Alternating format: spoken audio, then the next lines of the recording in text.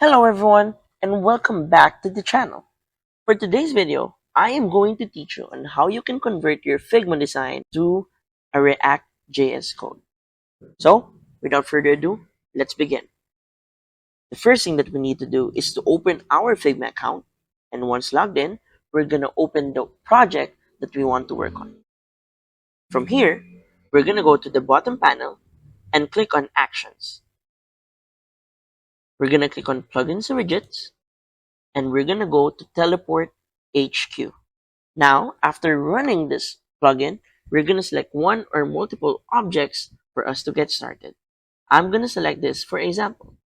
Once you're done selecting, click on Export as a new project.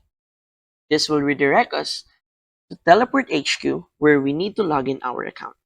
Once we're here, we're going to go to top right and click on Code, and then we're going to click on View Code. Once we're here, we will be given the options to convert our Figma design to many things, including an HTML file, and for this video, we can convert it to a React JS code. So, if you find this video helpful, please don't forget to click like, share, and subscribe to the channel for more helpful video tutorials. See you in the next video. Bye!